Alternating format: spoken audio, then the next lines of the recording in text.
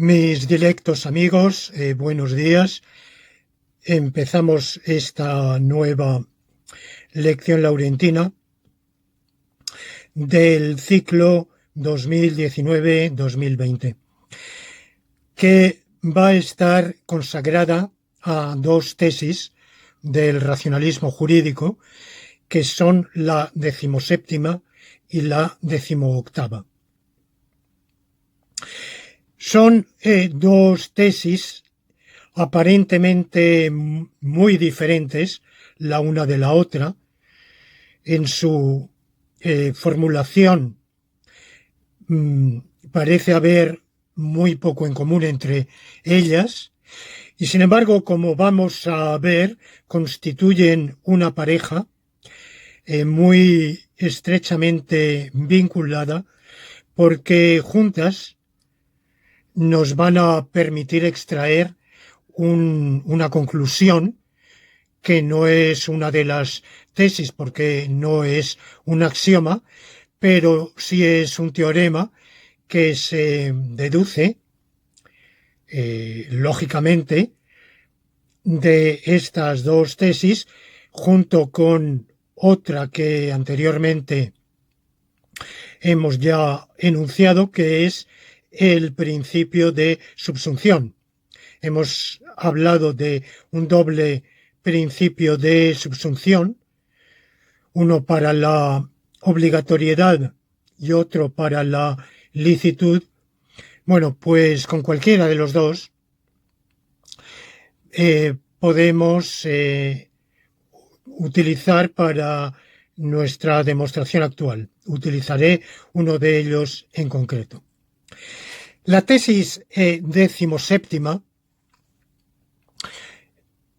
es el principio de obligatoriedad de la subalternación deóntica.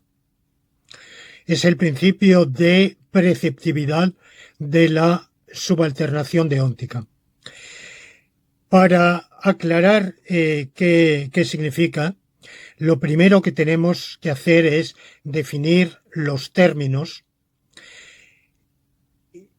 de subalternación deóntica, y enseguida aclararé qué significa la preceptividad u obligatoriedad de la subalternación deóntica. El concepto de subalternación nos viene de la lógica preclásica, de la lógica aristotélico-escolástica, aunque en realidad esta denominación de lógica aristotélico-escolástica es estrecha, como los historiadores de la lógica, desde las obras clásicas de los esposos Gnill y de Bohensky, del padre Bohensky, tantos otros, han revelado la lógica que podemos llamar tradicional, es decir, aquella anterior a Gottlob Frege, precedido sin duda por otros lógicos del siglo XIX, Gibbons, Bull, pero en su lineamiento actual esa lógica clásica fue formulada por primera vez por el gran lógico, matemático y filósofo alemán Gottlob Frege a finales del siglo XIX.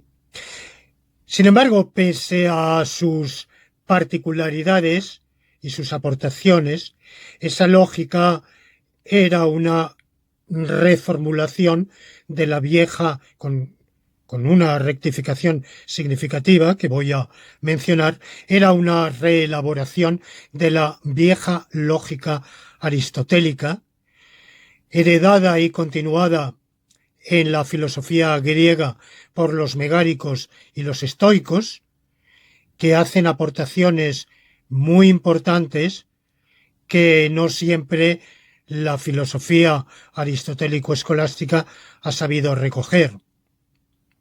No se debe olvidar que al lado de la línea principal de la tradición lógica aristotélico-escolástica que ha llegado a los manuales de filosofía aristotélico-tomista del siglo XX, como el gran manual del padre Gret.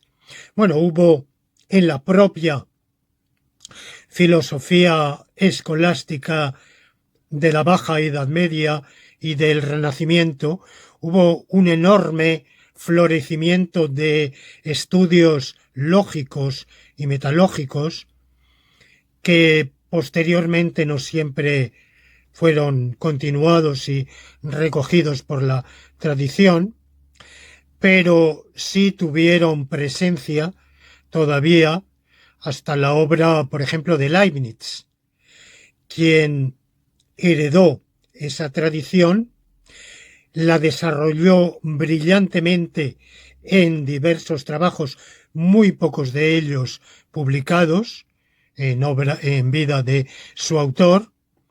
El más importante son las Generales Inquisitiones de Analisi Notionum et Veritatum, al cual yo consagré con motivo de su tricentenario un artículo en francés, lo cual era en los años 80 quizá una ocurrencia mía un poco fuera de lugar, seguir escribiendo y publicando en francés cuando ya se estaba imponiendo el inglés como lengua internacional, por lo cual yo creo que mi escrito, mi estudio sobre la lógica leibniziana como precursora de la lógica combinatoria contemporánea, me temo que tuvo escasa repercusión. De manera que no se puede decir en absoluto que haya habido exclusivamente en la lógica tradicional la aportación de Aristóteles, su herencia en la filosofía escolástica, sin mayores desarrollos. Hubo, primero, como ya he recordado, en la propia Edad Antigua, desarrollos importantísimos, lógicos, que desbordan el marco de la silogística aristotélica, que era un fragmento en suma paupérrimo de la lógica megárico-estoica. Esa lógica megárico-estoica tampoco fue desconocida, primero como ha estudiado, por ejemplo, Nicolás Rescher, entre los lógicos árabes, que naturalmente conocemos muy poco porque los historiadores de la lógica en general no han dedicado, por desconocimiento total del idioma árabe y porque esas obras, en muchas de ellas, no se han traducido, pues no se han estudiado suficientemente, pero luego está, como digo, toda esa enorme producción lógica de un valor inmenso entre los escolásticos tardíos del siglo XIV, XV, XVI, y una herencia en los filósofos racionalistas de la protoilustración hasta llegar a Leibniz. Después de Leibniz, en la ilustración dieciochesca, ya sus ideas tuvieron escaso desarrollo ulterior. E incluso en parte seguramente fueron desconocidas, porque como he dicho, los principales trabajos lógicos de Leibniz fueron manuscritos que el propio autor dejó inconclusos, no preparados en absoluto para la publicación. Sin duda Leibniz se percataba de que eran ideas un tanto en agraz, que no acababan de casar las unas con las otras. Uno de los problemas era justamente el principio de subalternación, de tal manera que cuando llegamos, por ejemplo, a Kant y Como la ignorancia es muy atrevida, Kant hizo aquella famosa afirmación, evidentemente un grandísimo pensador, un hombre de la cultura, del talento de Kant, de su capacidad de inventiva. Bueno, pues tenía también, como tenemos todos, sus grandes lagunas que podían ser oceánicas, como la lógica, lo cual sigue produciéndose hoy en muchos filósofos que tienen de la lógica un conocimiento muy elemental. El cursito de lógica que dieron en primero o segundo de licenciatura y luego no han ahondado más. Bueno, pues Kant había estudiado sin duda alguno de los manuelitos de su época e hizo aquella famosa y jocosa afirmación de que la lógica no había dado desde Aristóteles ni un paso adelante ni un paso atrás. Bueno, esto sabemos hoy, la historia de la lógica desde hace ya un siglo o más, ha demostrado hasta qué punto esa afirmación carecía absolutamente de fundamento y de verdad. Simplemente Kant desconocía esos pasos adelante que se habían dado. Y pasos atrás, en algún sentido, porque justamente uno de los principios de la lógica aristotélica es el de subordinación cuantificacional, que nos dice que si todo vertebrado es un animal, mejor dicho, que de la premisa todo vertebrado es un animal, se infiere la conclusión, algún vertebrado es un animal. Esta subalternación es pasar de todos a algunos. Y similarmente, si ningún mamífero, de que ningún mamífero sea volador, lo cual es falso, pero vamos a ponerlo como premisa, de que ningún mamífero sea volador, se infiere algún mamífero no es volador.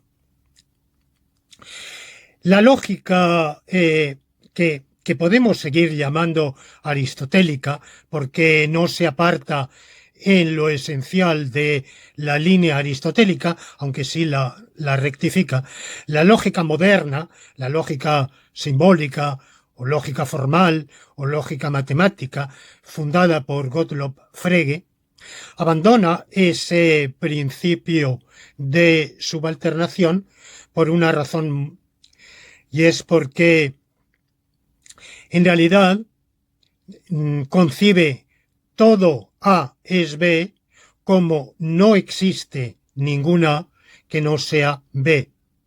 Y por tanto, todo hombre de 3 metros de altura habla perfectamente el noruego. Esto es verdad, pero es verdad porque no hay ningún hombre de 3 metros de altura. Y por tanto podemos decir que no existe hombre alguno de 3 metros de altura que no hable perfectamente el noruego.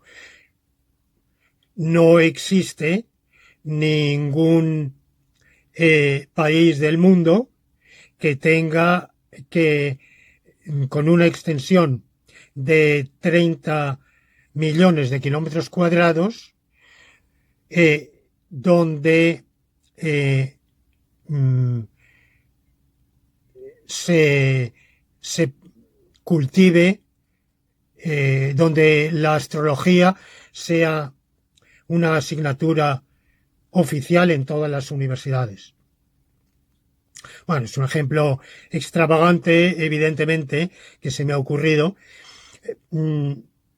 Por tanto, podemos decir que en todos los países de 30 millones de kilómetros cuadrados o más de extensión, la astrología es una asignatura oficial en las universidades. Es verdad, porque no existe ningún país del mundo de esa extensión. El país más extenso del mundo es Rusia, que no llega a 20 millones de kilómetros cuadrados, por tanto está muy alejado de esa área que he supuesto.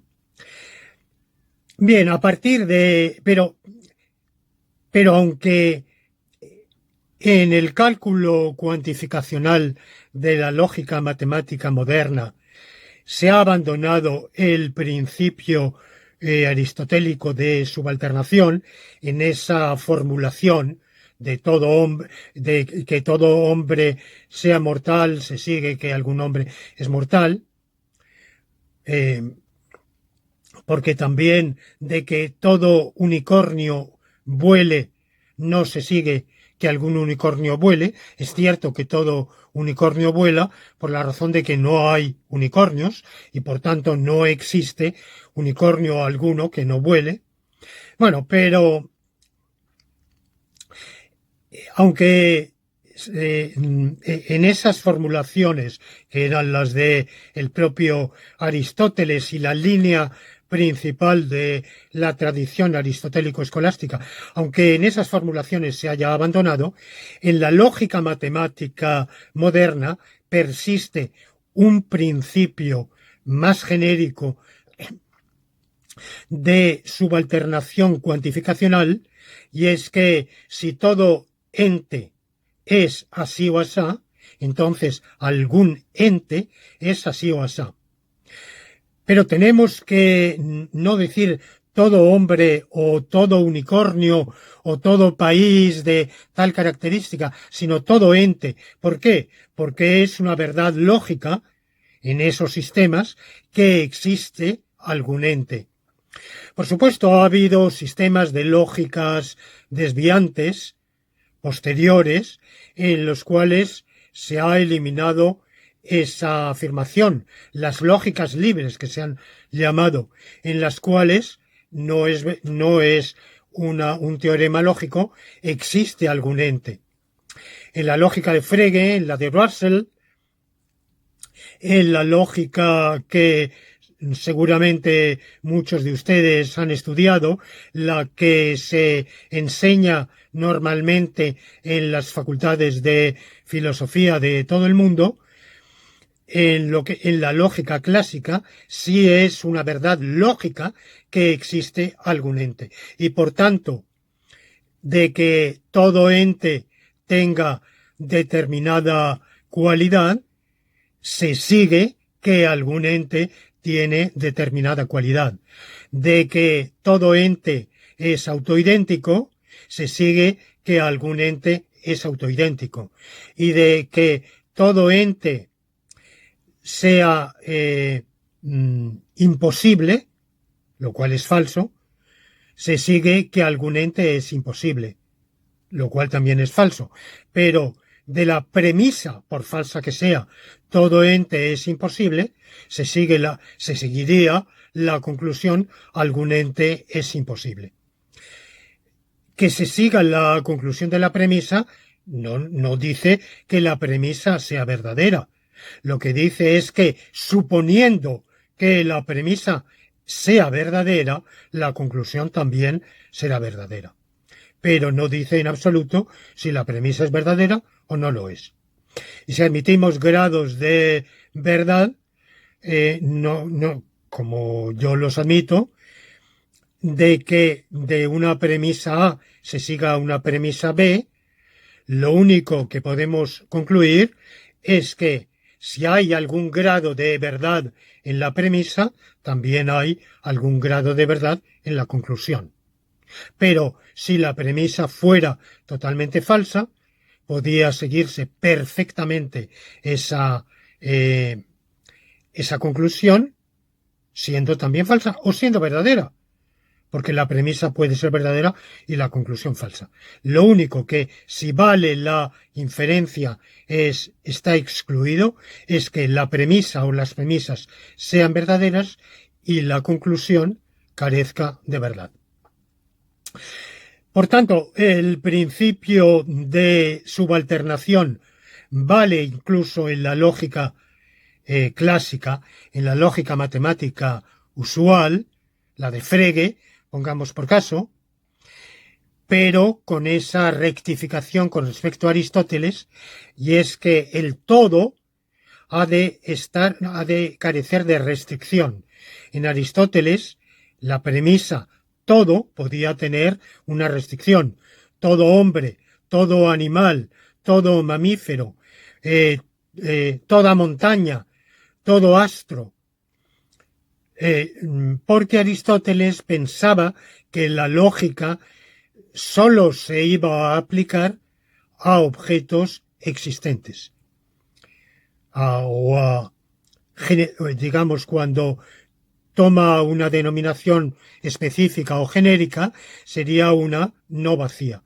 Pero la lógica moderna piensa que de antemano el lógico no sabe cuáles especies existen o no existen, o cuáles combinaciones existen o no existen. El lógico no tiene por qué saber si hay o no hay hombres de 3 metros de altura, o si hay o no hay hombres de 140 años de edad, por ejemplo. Y esa es una verdad empírica y el lógico no toma en consideración ese tipo de verdades empíricas. Bien, el principio de subalternación se ha trasladado después a lo que se llama lógicas intencionales. Una denominación quizá impropia, pero que no voy ni a justificar ni a cuestionar aquí. Son las lógicas de operadores, lógicas temporales, modales, ubicativas, doxásticas, epistémicas, deónticas. En lógica modal, el principio de subalternación nos dice que lo necesario es posible. Es un principio que debilita. Evidentemente, todo lo necesario es a mayor abundamiento posible. No todo lo posible es necesario. En realidad, la mayor parte de los hechos posibles ni siquiera se realizan, no son efectivos, menos aún necesarios. Es posible que mañana haya una tormenta, pero muy verosímilmente no la va a haber y desde luego no es un hecho necesario que la haya. Pero en cambio todos los hechos, todas las verdades necesarias son desde luego a mayor abundamiento verdades posibles. En la lógica temporal, lo que sucede siempre sucede algunas veces.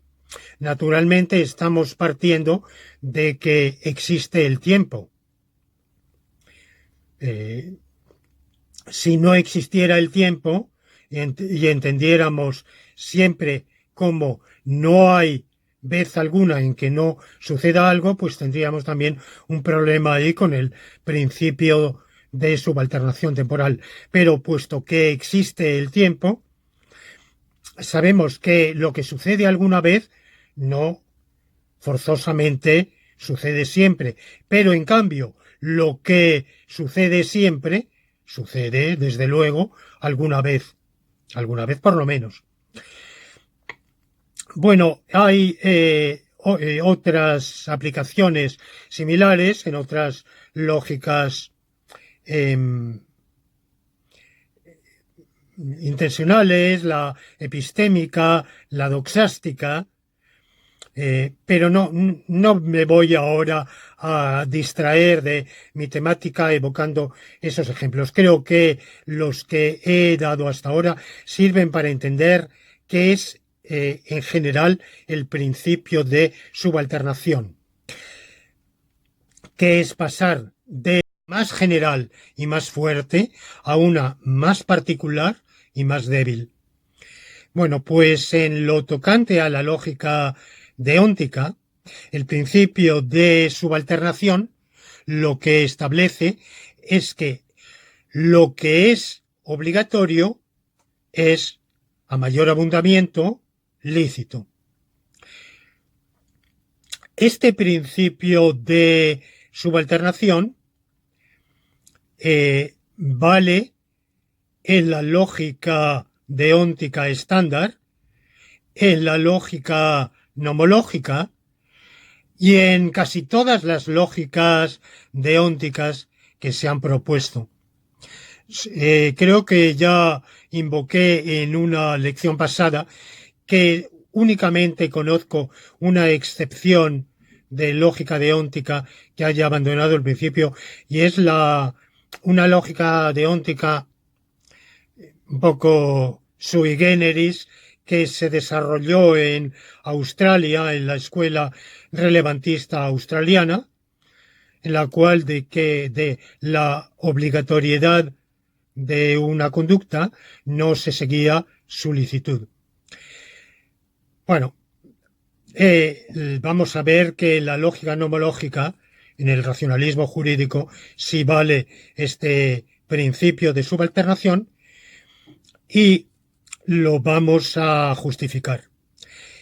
Sin embargo, no lo voy a formular como un axioma, porque lo que voy a formular como un axioma es un principio del cual se seguirá el de subalternación, pero con ayuda de otros axiomas.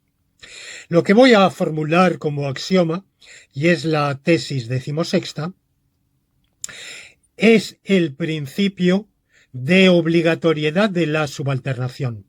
No es lo mismo la subalternación que la obligatoriedad de la subalternación. La subalternación nos dice que lo obligatorio es lícito. La obligatoriedad de la subalternación nos dice que es preceptivo que lo obligatorio sea lícito.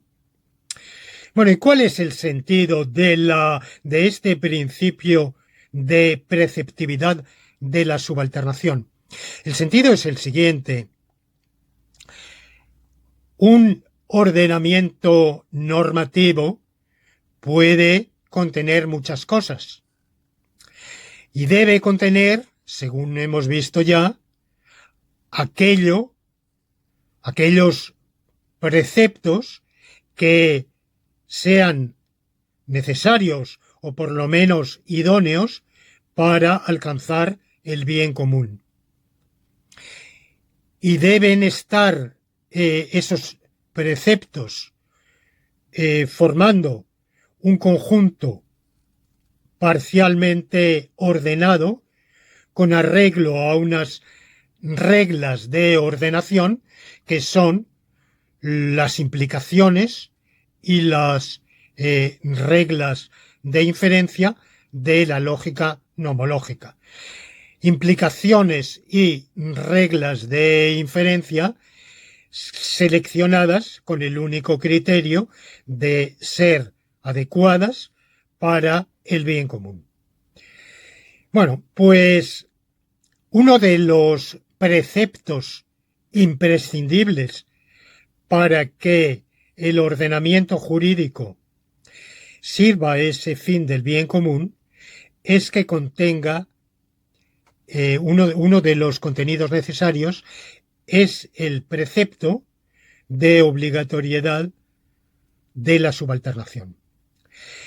Este principio de obligatoriedad o preceptividad de la subalternación lo que está diciendo, está equivaliendo a un mandato al legislador para que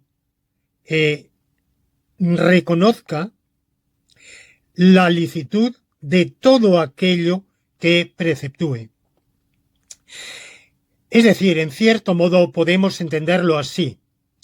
Es un mandato dirigido a las potestades legislativa, administrativa, judicial, cualquier otra, para que cuando califican de obligatoria una conducta, explícitamente, implícitamente, la reconozcan también, a mayor abundamiento, como lícita.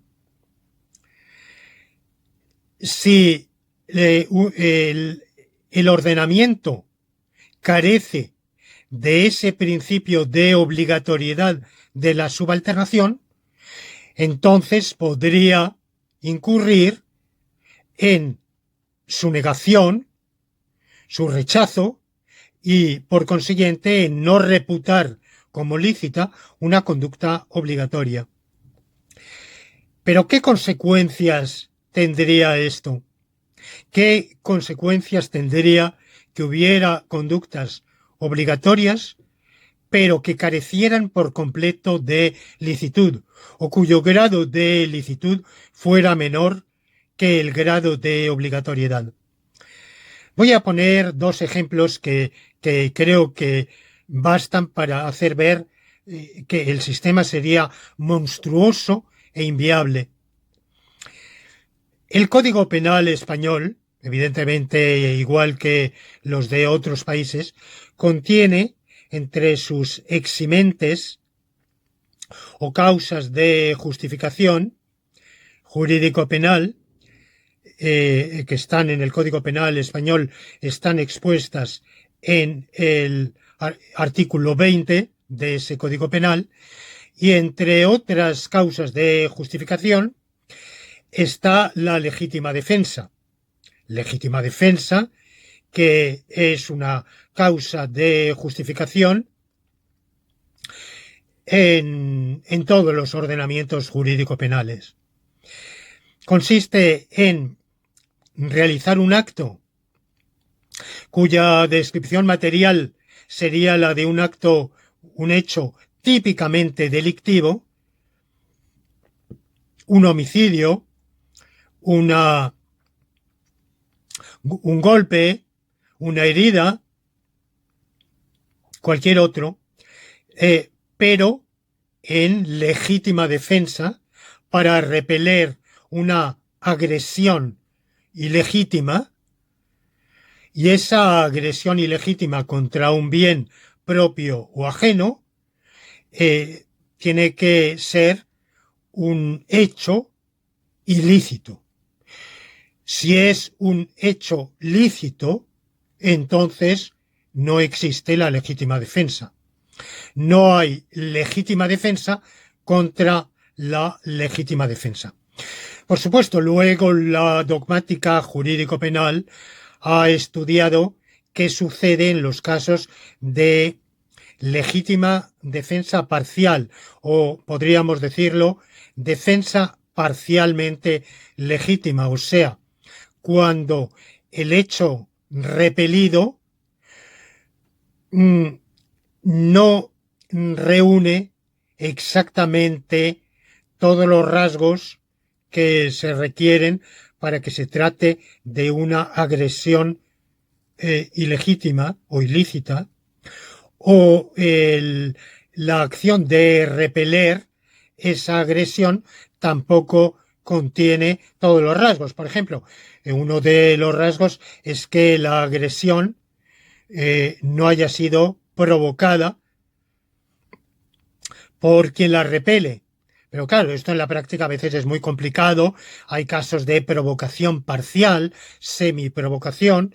Bueno, pues ¿qué pasa? Ahí hay esa legítima defensa de causa de justificación puede convertirse en mera causa de exculpación, una eximente de culpabilidad total o parcial, o puede convertirse en un atenuante del artículo 21 del Código Penal español. Bueno, son complicaciones, no entro en ellas. Lo que quiero decir es que solo hay legítima defensa cuando la agresión es un hecho ilícito. Ahora, supongamos que la agresión es realizada por un agente de la autoridad, de fuerzas o cuerpos de seguridad del Estado, en el ejercicio legítimo de su autoridad para hacer cumplir la ley o para repeler o prevenir un crimen, para prevenir, por ejemplo, un atentado terrorista o repeler un atraco a un banco o repeler un robo contra una persona en la calle o en un domicilio, o para hacer cumplir una orden judicial de requisamiento de efectos o de entrada y registro en un local. Y hay quienes están obstaculizando esa entrada. Bueno, pues la acción, el empleo de la fuerza por parte de las fuerzas y cuerpos de seguridad públicos para ese empleo de la fuerza, para hacer cumplir la ley, para defender los derechos de los ciudadanos, para defender los derechos de las personas, para evitar o repeler el crimen o simplemente el delito. Bueno, pues son intervenciones con uso de la fuerza, eventualmente de las armas, que si es necesario, pero como mínimo un uso de la fuerza. Ese uso de la fuerza nunca puede ser una agresión ilegítima. ¿Por qué? En primer lugar, porque los cuerpos y fuerzas de seguridad del Estado están obligados a actuar así.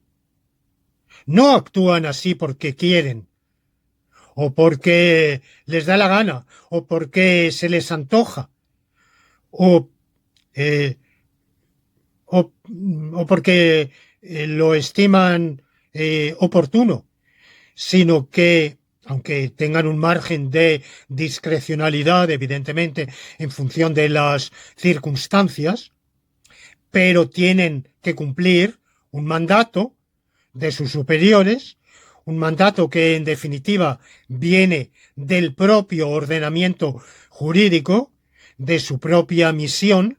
Su propia misión es prevenir, impedir o repeler el delito y el crimen, defender los derechos de las personas físicas y jurídicas, defender el interés público y hacer cumplir la ley contra quienes lo impidan o lo estorben por cualquier medio. Y por tanto, cuando intervienen, a menos que haya una intervención ilegítima, claro, es decir, que desborden ese marco de intervención e intervengan en casos en los cuales no está justificado por esos motivos.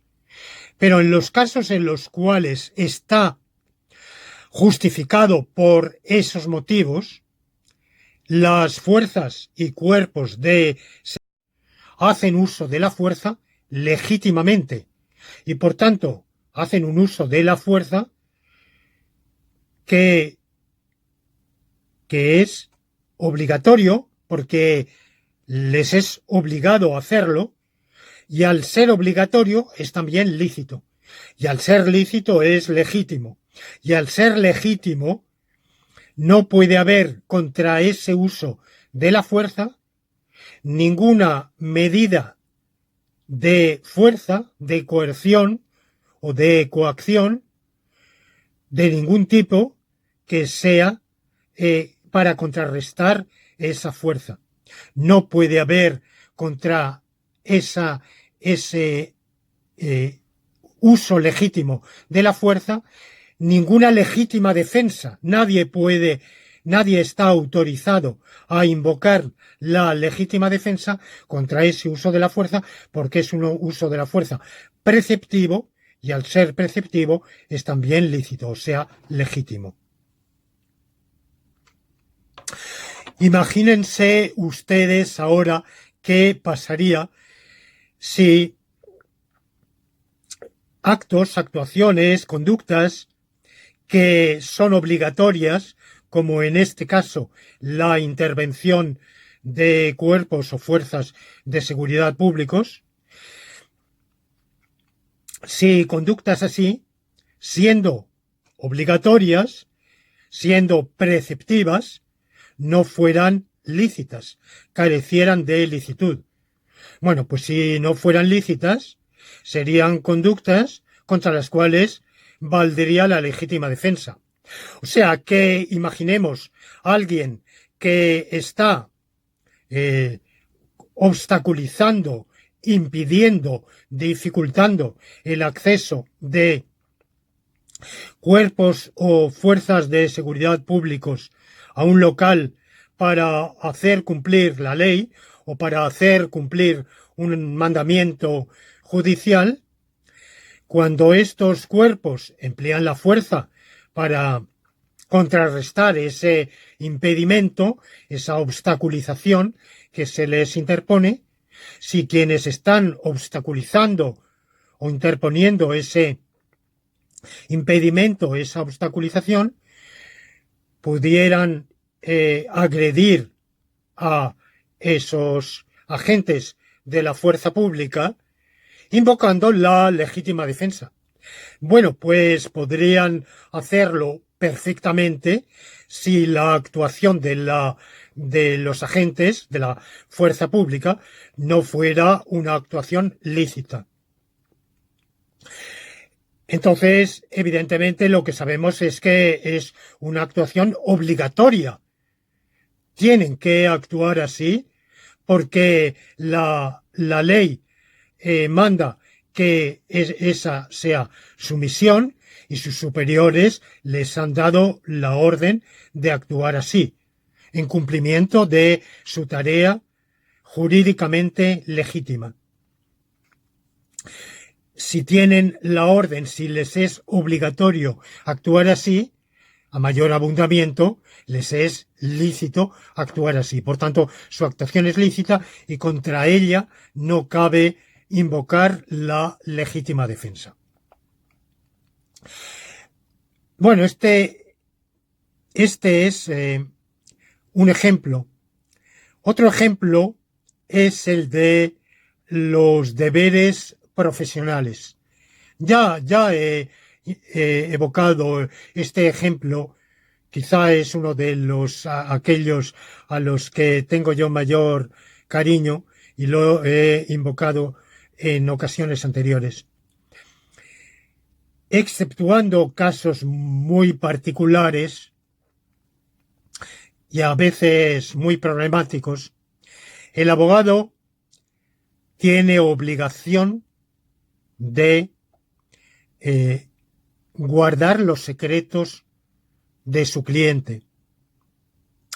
Tiene obligación de no revelar lo que su cliente confidencialmente le diga. Bueno, ahí existen muchísimos otros deberes de discreción, de mantenimiento de secreto, huelga decirlo.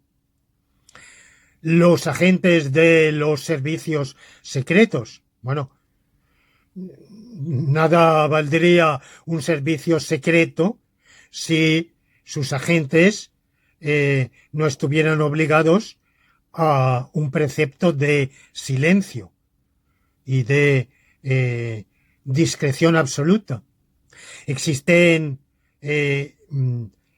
obligaciones de secreto profesional que muchas veces van más allá incluso de la duración del contrato laboral. Se prolongan durante un tiempo o quizá excepcionalmente para siempre. Bueno, existen a veces se produce un conflicto entre esos deberes de silencio o de secreto y otras obligaciones. Son los casos problemáticos. Ahí interviene lo que yo llamaba los límites, las zonas de conflicto entre derechos y deberes que entran en conflicto mutuo. Es lo que yo llamaba los límites internos tanto de los derechos como de los deberes. Pero bueno, sin entrar en esas complicaciones, de manera general, sabemos que hay muchos deberes de secreto que existen en las relaciones jurídicas. No existe en general un deber de secreto. No existe lo que a usted le cuente un amigo en confianza. Usted no está legalmente obligado a no difundirlo. Habrá casos particulares en los cuales sí lo esté, pero de manera general no lo está. Es decir, lo que su amigo tiene su propio juicio para confiar o no confiar en su discreción. Si confía en su discreción y luego es traicionado, bueno, pues eso será éticamente reprobable, pero de manera general, jurídicamente no lo es. De manera que no existe de manera general una obligación jurídica de guardar los secretos, pero sí existe en los supuestos en los cuales la ley concretamente lo ha especificado y lo ha mandado. Y entre otros muchos, pero me interesa aquí, está el secreto profesional del abogado. Vamos a ver, en un ordenamiento garantista, penal garantista, moderno, el acusado tiene el derecho de no declarar contra sí mismo. Bueno, supongamos que el abogado no estuviera obligado a guardar el secreto de lo que le ha confiado su cliente y lo revelara. Bueno, pues ahí tendríamos que el cliente acusado, a lo mejor con fundamento, de un delito, pero por mucho fundamento que tenga la acusación, un sistema penal garantista exige que se demuestre con medios de prueba jurídicamente válidos y según las pautas, según los cánones procesalmente legítimos, que se demuestre en el juicio esa culpabilidad. No basta con que de hecho exista esa culpabilidad. No basta con que estemos totalmente persuadidos de que existe y de que los indicios nos lleven a eso que vulgarmente se llama la intuición de que así ha sido. No, eso tiene que probarse. Por otro lado, el acusado puede estar falsamente acusado, puede no haber perpetrado el delito que se le imputa, pero pueden existir datos, hechos que quiere silenciar porque podrían interpretarse o utilizarse en su contra, es decir, que podría verse en ellos indicios de su culpabilidad o a partir de ellos podrían extraerse inferencias que condujeran quizá, por ejemplo, a la comisión de otro delito que sí ha cometido y del cual no es acusado. De manera que, por lo que sea porque es culpable, sea porque no siendo culpable ha realizado ciertas conductas que desea que no se conozcan, puede no decirlo en el juicio, no declarar contra sí mismo, pero sí confiar en su abogado y decírselo. Dejo de lado la cuestión de si un abogado debe o no defender en juicio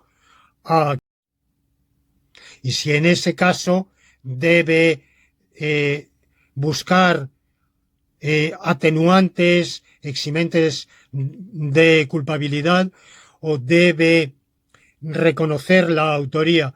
Yo pienso que el peor criminal merece ser defendido y en la medida de lo posible merece un abogado que se esfuerce por invalidar todas las pruebas de autoría, de culpabilidad, por supuesto, pero incluso de existencia del hecho delictivo. Y si no se puede desvirtuar la existencia del hecho delictivo, de autoría de quien lo ha cometido.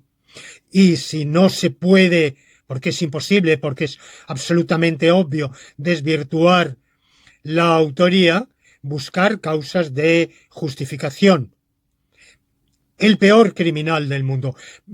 Justamente para eso hay un sistema penal garantista, para presumir la inocencia y para que únicamente se pueda condenar cuando se ha dado la plena oportunidad de que el abogado haya removido Roma con Santiago, haya acudido a todas las argumentaciones posibles, incluso sofísticas, para defender a su cliente. Justamente esa es la ventaja del sistema penal garantista, que corre el peligro de dejar a algunos culpables sin condena, pero que nos ampara a la inmensa mayoría que no somos delincuentes, por si tuviéramos la desgracia de una falsa acusación o una confusión que nos llevara al banquillo de los acusados, poder disfrutar de las garantías de defensa. Por tanto, como digo, sería absolutamente incongruente un sistema penal garantista que, por un lado, permitiera, como permite al acusado, no declarar contra sí mismo y al mismo tiempo no obligara al abogado a guardar escrupuloso secreto de las revelaciones posiblemente autoincriminantes que le ha hecho su cliente. Bueno, siendo esto obligatorio, estando el abogado, por tanto, obligado, teniendo preceptivo ese secreto, ese silencio, a mayor abundamiento le es lícito. Y por tanto, cuando el Código de Enjuiciamiento Criminal establece como falta, que en el ordenamiento penal español no es un delito, pero sí es una falta, no del Código Penal, pero sí de la Ley de Enjuiciamiento Criminal. Obliga a denunciar ciertos delitos, no cualquier delito, evidentemente, pero sí algunos delitos. En el Código Penal existe también el delito de encubrimiento, pero esto es en los casos en los cuales específicamente el Código contempla ese delito. De manera general, como digo, la no denuncia es una falta de la ley de enjuiciamiento criminal que tiene una sanción bastante. Las sanciones son bajas, pero existen. Por tanto, de manera general, no guardar silencio sobre determinados crímenes, no denunciarlos, es una falta sancionable en virtud de la ley de enjuiciamiento criminal. ¿Se aplica esto también al abogado? No, no, absolutamente no. Esa obligatoriedad de denunciar determinados crímenes, determinados delitos graves, no se aplica en absoluto al abogado, porque siéndole preceptivo al abogado guardar silencio, también a mayor abundamiento le es lícito. Por tanto, un ordenamiento jurídico que careciera de esa inferibilidad de la licitud a partir de la obligatoriedad, esa implicación, digamos, de que en la medida en que una conducta es obligatoria, es también lícita, un ordenamiento así sería un ordenamiento absolutamente catastrófico. Por tanto, es obligatorio que el principio de subalternación exista, esté vigente en el ordenamiento.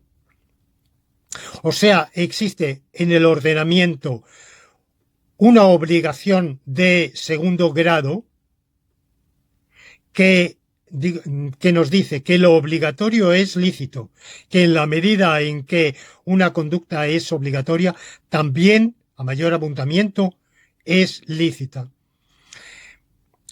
La llamo obligación de segundo grado porque aquí tenemos un operador de obligatoriedad o preceptividad, es lo mismo, bajo el cual caen átomos que a su vez están precedidos por sendos operadores deónticos, obligatoriedad y preceptividad. Es obligatorio que lo obligatorio sea lícito. Primer átomo, o sea, es obligatorio que, en la medida en que A es obligatorio, A es lícito. El átomo A está en la prótesis implicativa afectado por un operador deóntico que es el de obligatoriedad, y en la apódosis está afectado por otro operador deóntico que es el de licitud. Y todo ello, esa implicación, cuyo antecedente es deóntico y cuyo consecuente también es deóntico, está afectado por el operador de segundo orden de obligatoriedad. Esta obligatoriedad, como digo, se puede entender como un mandato. Todo legislador debe incorporar explícita o implícitamente al ordenamiento este principio de subalternación, de que lo obligatorio sea lícito. Bien, la tesis 16ª, por tanto, nos dice que es obligatorio que lo obligatorio sea lícito. Es obligatorio, para formularlo más exactamente, es obligatorio que en la medida en que una conducta sea obligatoria, esa misma conducta sea lícita. Pero ¿cómo vamos a inferir de ahí que de hecho lo obligatorio es lícito? Porque una cosa es que sea obligatorio que lo obligatorio sea lícito, y otra cosa es que de hecho suceda así, o sea, de hecho suceda que en la medida en que una conducta es obligatoria, sea también lícita. Hasta ahora lo que hemos dicho es que es preceptivo que se dé esa implicación. Por tanto, el legislador está obligado a incorporar ese principio de subalternación. Pero ahora nos preguntamos, ¿y de hecho lo ha incorporado? O a lo mejor, aunque le sea obligatorio, podría haber omitido incorporarlo. ¿Qué es lo que lo fuerza o lo obliga a incorporarlo explícita o implícitamente. Bueno, pues lo que lo obliga a incorporarlo implícitamente es la propia lógica nomológica. Y ahora vamos a ver cómo. El primer paso que damos para llegar a esa conclusión del principio de subalternación, o sea, no el principio de obligatoriedad de la subalternación que ya tenemos en la tesis 17ª, sino la conclusión a la cual queremos llegar de que de hecho se da la subalternación deóntica. Lo primero que vamos a añadir es otro axioma, es la tesis 18ª del racionalismo jurídico, que lo que nos dice es que de la premisa de que una conducta es imposible, se sigue la conclusión de que no es obligatoria. O lo que es lo mismo, de la premisa de que un hecho es necesario, se sigue la conclusión de que es lícito. Cuando hablo de necesario, me refiero, o imposible, me refiero a necesidad o imposibilidad metafísica. Por ejemplo, encuadrar el círculo es metafísicamente imposible. Conseguir un cuadrado cuya área sea exactamente igual a la de un círculo, bueno, esto es metafísicamente imposible. Demostrar, como Gödel probó con su famoso teorema de Gödel, demostrar en la aritmética la consistencia de la propia aritmética es imposible. Gödel demostró en su teorema que si la aritmética es consistente, entonces su consistencia no se puede demostrar. La aritmética de Peano, por ejemplo, no se puede demostrar en ella misma. Y estos teoremas de incompletud se han multiplicado después. Es decir, que sabemos que montones de sistemas formales no pueden demostrar su propia consistencia o en varios sentidos de la palabra consistencia. De nuevo, esto, como tantas cosas, ha habido sistemas relevantes de lo que se ha llamado el relevantismo profundo, cuyos partidarios piensan, como el difunto Richard Silvan, por ejemplo, que su sistema de lógica relevante profunda escapaba al teorema de limitación de Gödel. Dudo que eso se haya demostrado.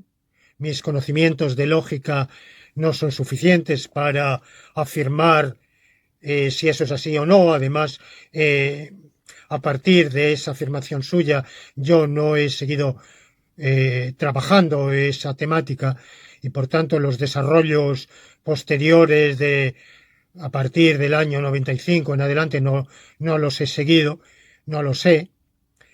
Pero en todo caso, sea así o no, pues el teorema de Gödel lo que es seguro es que vale para una gama amplísima de sistemas lógicos, no solo la clásica, sino la inmensa mayoría de las lógicas no clásicas también.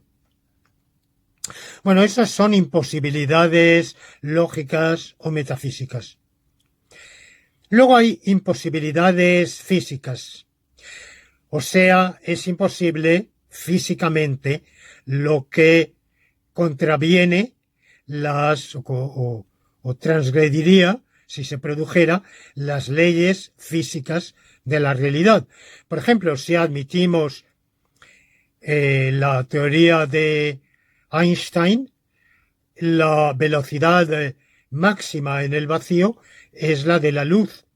No hay nada que pueda moverse en el vacío a una velocidad mayor que la luz. Es una velocidad límite. En el vacío, ¿eh? Por ejemplo, se ha dicho que no así en el agua o en los líquidos. Bueno, por tanto, moverse puede escribirse una novela de ciencia ficción en la cual un cuerpo se mueva a mayor velocidad. Eso se diría físicamente imposible. El viaje en el tiempo hacia atrás, a pesar de que, claro, la teoría de la relatividad puede dar lugar a ciertas lecturas de que de que se produjera algo similar al viaje en el tiempo, pero bueno, de manera general los físicos están de acuerdo en que el viaje en el tiempo hacia atrás, además de paradójico, extraño, sorprendente, productor de perplejidades enormes, pues es imposible. Si yo pudiera viajar en el tiempo hacia atrás e impedir que mi abuelo engendrara a su hijo y así yo nunca hubiera llegado a nacer, bueno, eso produce unas paradojas muy curiosas. Los físicos piensan que eso es físicamente imposible. Pero yo aquí no me pronuncio sobre si el operador de necesidad ha de entenderse como necesidad metafísica o necesidad física. De momento me limito a la versión menos ambiciosa, que es la de la necesidad metafísica.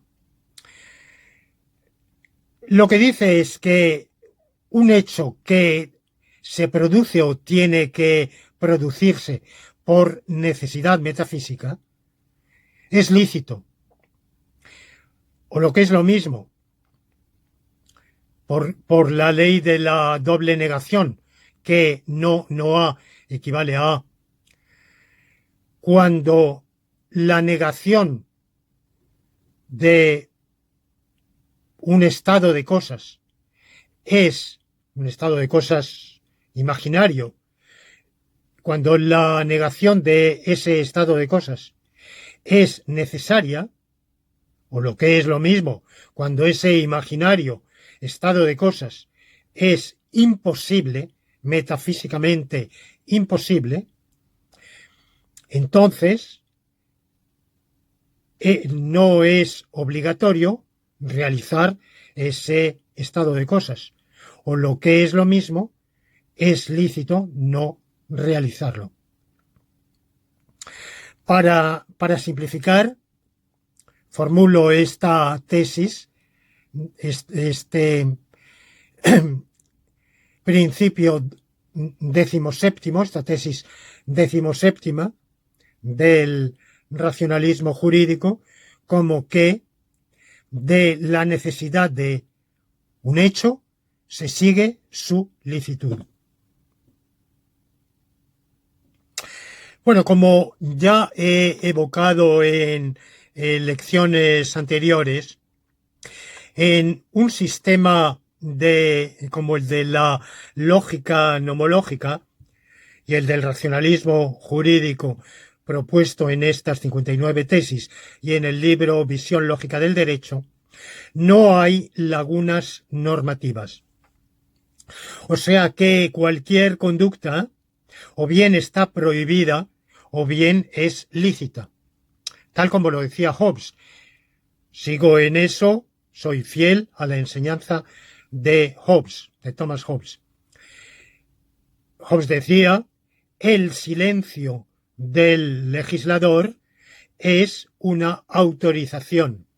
Cuando el legislador no prohíbe, implícitamente está autorizando. Y lo mismo va a decir Bentham, el fundador del positivismo jurídico, un siglo, más de siglo y medio después de Hobbes, aproximadamente. Y lo han dicho casi todos, hasta llegar a la lógica muy particular de Alchurrón y Bulliquín y algún otro filósofo del derecho de un ultrapositivista, vamos, no del positivismo jurídico clásico del siglo XIX y primera mitad del XX, sino de un positivismo jurídico radicalizado que ha venido después, en parte en conexión con estas ideas, y que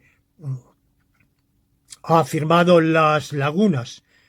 Pero de manera general, todos los filósofos del derecho, hasta época recientísima, habían estado de acuerdo en que no hay lagunas. El ordenamiento jurídico siempre reputa explícita o implícitamente lícito aquello que no reputa prohibido. Por tanto, decir que una conducta es lícita equivale a decir que no está prohibida, que no es una conducta prohibida.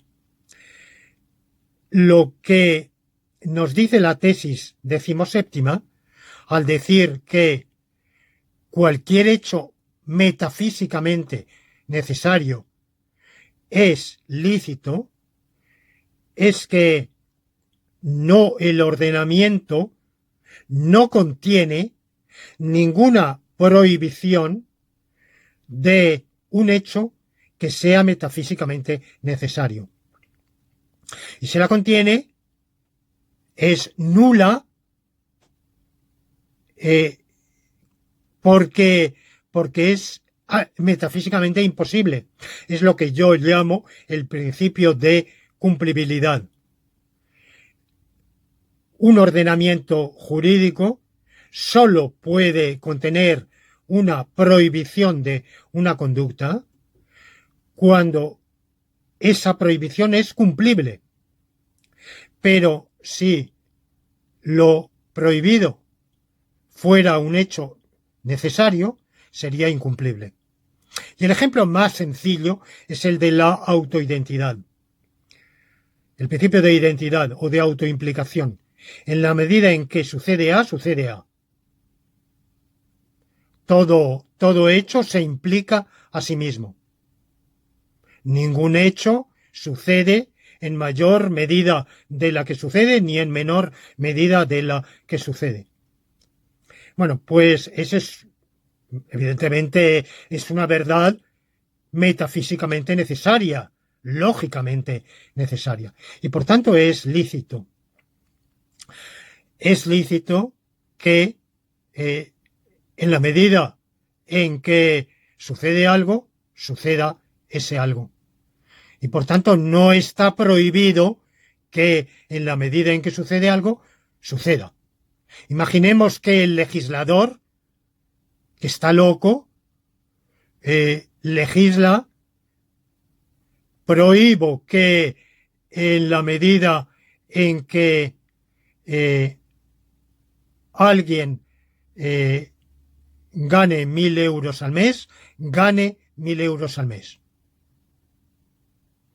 Bueno, evidentemente, esa normativa, esa norma es nula. Es nula porque es absolutamente ilógica. No se trata, como en otros casos, de que haya varias normas incompatibles. Hablaba, me refería yo en una lección anterior a Lon Fuller, un grandísimo filósofo del derecho norteamericano que rehabilitó de algún modo el derecho natural, un derecho natural procedimental, en su caso, al señalar que no había ordenamiento jurídico que no se ajustara a algunos cánones y por tanto que el contenido del ordenamiento jurídico no era libérrimo de opinión del legislador. Es muy interesante leer su argumentación. Él imagina un legislador omnipotente, Rex, a quien se le ha ocurrido legislar según su voluntad y se da cuenta de que si no ajusta su legislación a determinados cánones, su legislación resulta absurda y está deshaciéndola él mismo. Bueno, es el óctuple canon de Fuller. Fuller va bien orientado, digamos, en su preocupación, pero ni llega suficientemente lejos, ni todo lo que dice es correcto. Por ejemplo, él exige una regla de coherencia o congruencia entre los diversos mandamientos. Pero esto no es así. El legislador puede incurrir e incurre por olvido o por la razón que sea en incompatibilidad de varios mandamientos, y además muchas veces no existe un legislador único, sino varias fuentes del derecho que pueden mandar conductas que entran en conflicto entre sí. Esos mandamientos, cada uno de ellos puede ser cumplible, siendo incumplible el conformarnos, el obedecerlos todos ellos a la vez. De manera que esas situaciones se dan. Por eso, en el terreno jurídico, además de la calificación de vigencia, que es la que tiene cualquier norma de obligatoriedad o de licitud, que se formula con cualquier enunciado al cual esté prefijado uno de estos operadores de obligatoriedad o de licitud, cualquier ordenamiento, además de esta noción de existencia o vigencia de la norma, requiere otra noción que no hemos considerado hasta ahora, que es la de exequibilidad. Exequibilidad o ejecutabilidad o aplicabilidad, que justamente es una cualidad que tiene una norma cuando posee la virtud de desplazar en la aplicación judicial a otra norma, ambas vigentes, pero el juez se ve llevado a inaplicar una de ellas para aplicar otra, justamente porque son incompatibles entre sí, en virtud de criterios que están también incorporados en el ordenamiento jurídico, pero que pueden ser dudosos y susceptibles de interpretación. Para eso entra en juego la hermenéutica jurídica para interpretar los criterios jurídicamente pertinentes de exequibilidad e inexequibilidad. De manera que es perfectamente posible y se realiza constantemente, y sin duda es algo que afecta a la mayoría de los ordenamientos jurídicos desde la antigüedad, que haya varias normas que sean incompatibles entre sí, una de las cuales mande una conducta y otra de las cuales la prohíba. De tal manera que el súbdito puede cumplir una de las dos normas, pero no cumplir ambas. Lo que no hay ni puede haber, por imposibilidad lógico-nomológica, es una norma cuyo cumplimiento fuera simultáneamente un incumplimiento. Una lógica tal que obedecerla fuera simultáneamente desobedecerla. Eso es esa sería aquella que obligara a un imposible. Por ejemplo, es imposible ser conocedor de una prohibición jurídica y a la vez desconocerla totalmente. Fíjense que estoy diciendo totalmente porque en la lógica gradualista contradictorial es posible saber ignorar algo, saberlo a medias. Muchas cosas las sabemos a medias. Podemos decir, bueno, lo sé y no lo sé, porque el conocimiento que tengo de ello es un tanto nebuloso, con un grado de certeza. Muchos juristas, en realidad, hemos estudiado el derecho y de una parte del contenido que hemos estudiado y que después se ha modificado. Bueno, sabemos que es así, pero con un grado de saber, porque no tenemos una certeza muy fuerte, primero porque nuestra memoria no siempre es perfecta, luego porque tenemos una idea de que ha habido un cambio legislativo, pero no estamos perfectamente seguros. Si el jurista, el abogado no tuvieran dudas, el juez, no estarían consultando las bases de datos que consultan para disipar esas dudas. Bueno, de manera que es posible saber y no saber. Pero lo que es metafísicamente imposible, con imposibilidad total, es saber y no saber en absoluto. Por tanto, saber y no saber en absoluto es una conducta imposible. Supongamos ahora que el legislador obligara a alguien al guardián del edificio a saber qué está sucediendo en los alrededores y a la vez ignorarlo completamente. Bueno, digamos esto, solo un legislador que se ha vuelto loco puede enunciar esa norma, evidentemente.